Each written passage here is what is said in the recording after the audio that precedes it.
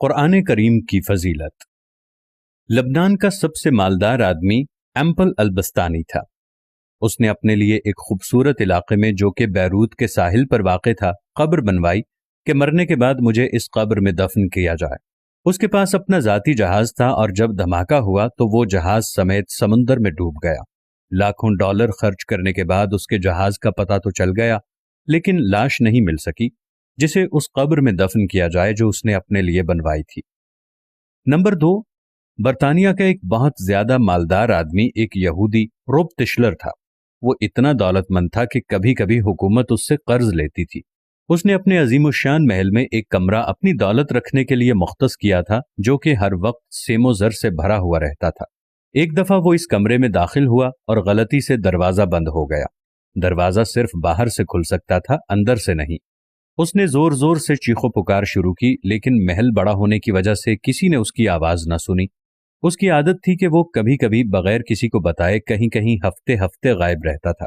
جب وہ کسی کو نظر نہیں آیا تو گھر والوں نے سوچا کہ حسب عادت کہیں گیا ہوا ہوگا۔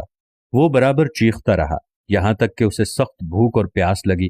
اس نے اپنی انگلی کو زخمی کیا اور کمرے کی دیوار پر لکھا، دنیا کا سب سے مالدار آدمی بھوک اور پیاس سے مر رہا ہے۔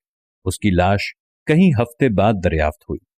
یہ پیغام ہے ان لوگوں کے لیے جو سمجھتے ہیں کہ مال و دولت ہی ہر مشکل کا حل ہے اور دنیا کی ہر ضرورت اس سے پوری کی جا سکتی ہے۔ دنیا سے جانا ایک بہت بڑا حادثہ ہے، لیکن ہم نہیں جانتے کہ کب، کیسے اور کہاں جانا ہے۔ انسان سفر پر جاتا ہے اور پھر واپس آتا ہے، گھر سے باہر جاتا ہے اور پھر لوٹتا ہے، لیکن جب دم نکل جائے تو پھر کوئی لوٹتا نہیں ہے۔ مبارکباد کے قابل ہیں وہ لوگ جو کسی پر ظلم نہیں کرتے، نہ کسی سے نفرت کرتے ہیں، نہ کسی کا دل زخمی کرتے ہیں، اور نہ ہی اپنے آپ کو کسی سے برتر سمجھتے ہیں، اس لیے کہ ایک نہ ایک دن سب کو جانا ہے۔ ایک آدمی ٹیکسی میں بیٹھا تو دیکھا کہ ڈرائیور قرآن سن رہا ہے۔ اس نے پوچھا کہ کیا کوئی آدمی مر گیا ہے؟ اس نے کہا ہاں، ہمارے دل مر چکے ہیں۔ قیدی اس لیے قرآن مانگتا ہے کہ قید تنہائی میں اس کا ساتھی بنے۔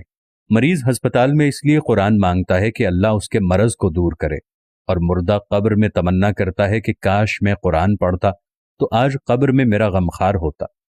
آج نہ ہم قیدی ہیں، نہ ہم مریض ہیں، اور نہ ہی ہم مرے ہوئے ہیں کہ قبر میں قرآن کی تمنا کریں۔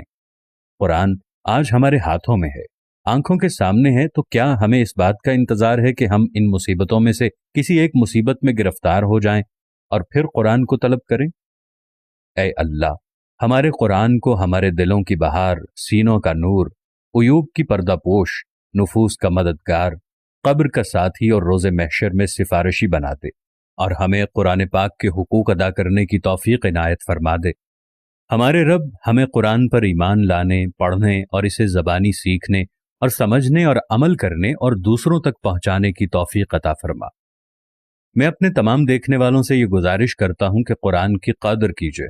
قرآن کو اپنے گھر کے اوپر والے الماری کے حصے میں رکھنے کی بجائے، کپڑے میں لپیٹ کر رکھنے کی بجائے، اپنی زندگی میں اسے نکال کر روز کا 1-2 صفحہ ضرور پڑھیں تاکہ قیامت والے دن قرآن ہماری شفاعت کا باعث بن سکے۔